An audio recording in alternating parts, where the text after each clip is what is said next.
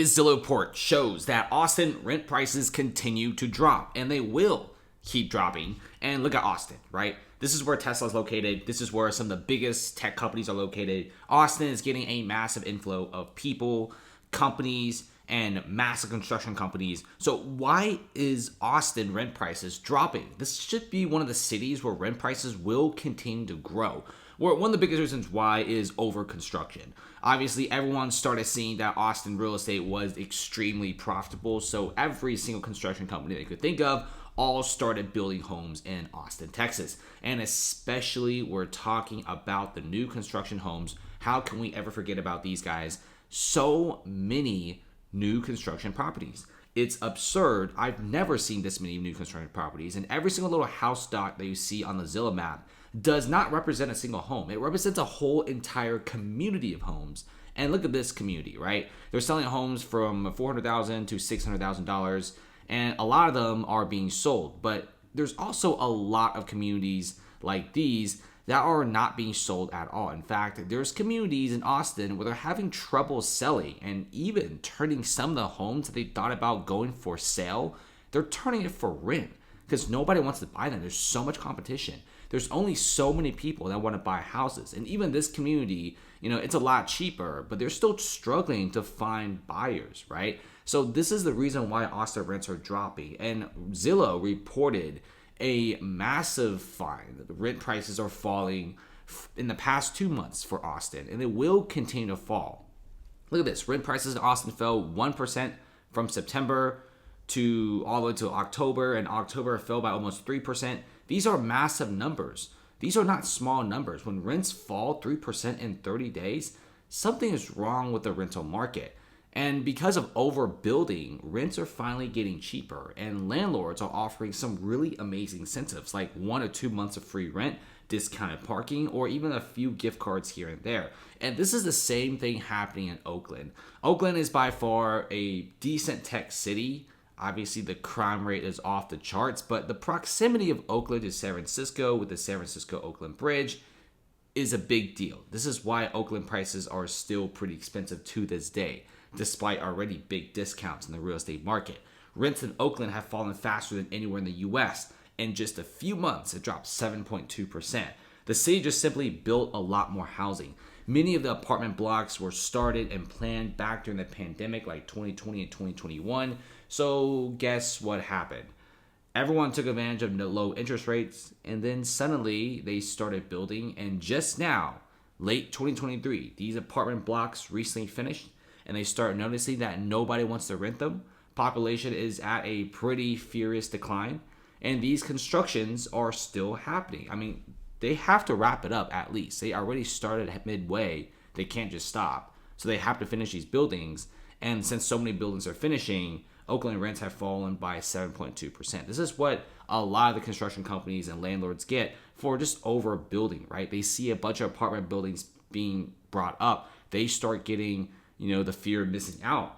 And they start building apartment buildings, and someone else sees all this construction and they want to build more. And eventually there's so many apartment buildings that rents just simply drop down. And a bunch of new homes is hitting Oakland, even though the population is actually seeing a slight population decline. So that's actually pretty scary. And Austin is seeing the same way, right? Yes, there's an inflow of people going to Austin, but these post-pandemic cities are seeing a lot slower inflow of people. And a lot of people who went to Austin for remote work have actually went back to the original city they came from because a lot of jobs now require to come back to the office. There's still a lot of hybrid jobs. There's still a lot of online jobs, but you get the idea, right? Post-pandemic towns used to be the big new thing. Now, everyone is simply like, okay, I guess I've lived in Austin for a couple years, time to move out.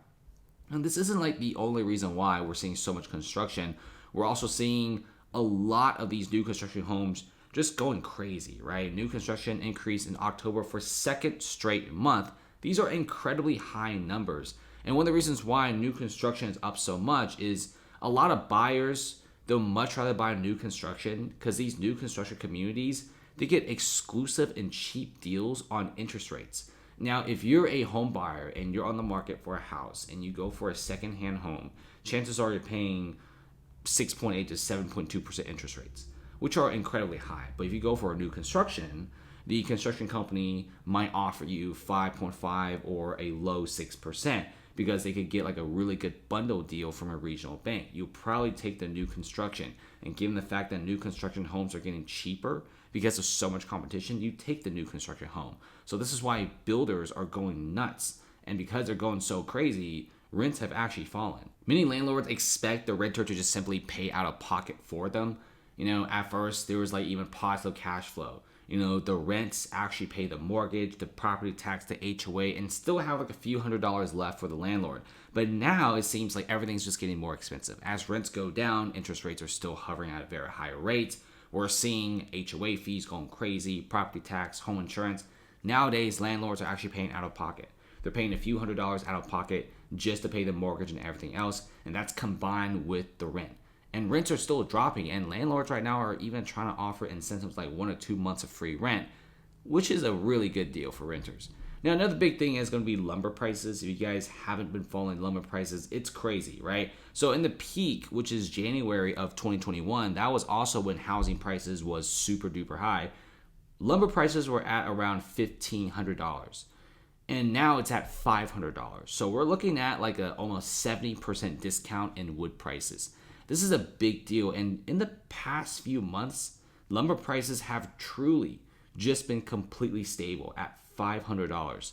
And just in the past few months, right, we saw lumber prices at over $1,000, and now it has been cut in half, 50% discount. And cheaper lumber prices essentially means more homes being built. Homes are being built cheaper, so real estate prices will go down. And as real estate prices go down, rents eventually go down as well. And I think that's exactly what's happening to Austin. You saw how many homes are on sale in Austin. The amount of new construction communities is off the charts. So many of these new construction communities. It's impossible to count all of these. And a lot of these homes are being built, but there's not that many buyers on the market, man. There's so many new construction communities. This is not normal, guys. Okay, if you go to other cities, you won't be seeing like almost 200 new construction communities. And that equates to thousands and tens of thousands of new construction homes, which a lot of people just simply don't have the money to buy. Well, why don't people have money to buy then?